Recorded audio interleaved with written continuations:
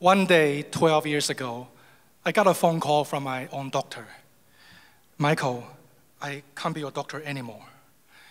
At that point in my life, I was a hedge fund manager, managing my own hedge fund.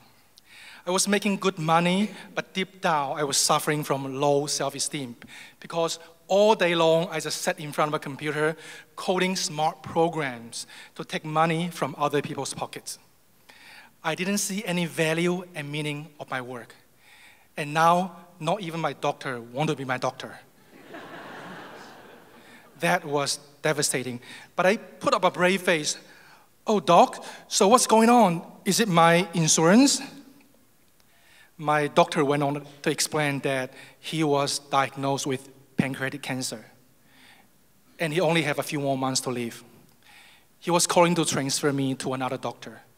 In the end, he said, Michael, my family was totally not prepared for this. Financially, you're the only finance guy I know.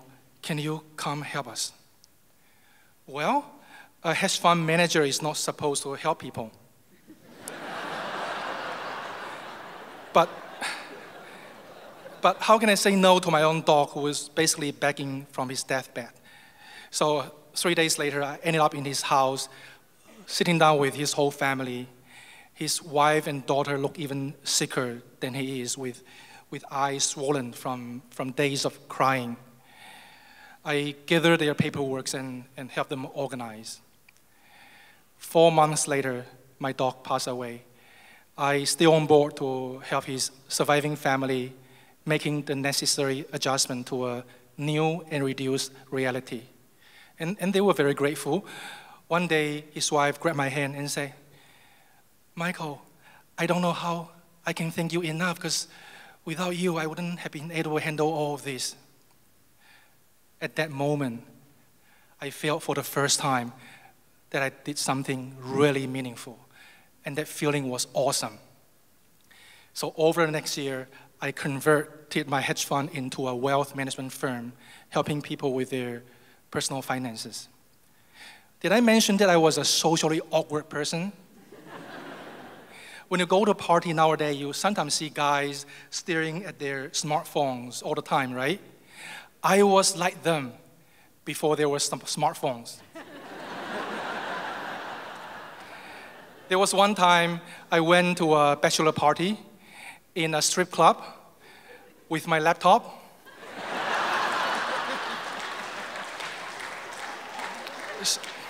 So that I can work on the spreadsheet while naked girls dancing around me. Yes. So now it's much to my horror that my newfound meaningful career requires me to speak to people all the time. I either had to see my business fail or change myself as quickly as possible. And that's when I signed up for Speak Easy Storytelling 101. And VJ and Stephanie became my teachers. Before long, I was performing on the main stage, and then in the Suckers for Love show, and then in the Top Shelf show. I fell in love with storytelling, and storytelling has also changed me. I became a happier and more confident person. My business also flourished because storytelling has made me a much better advisor.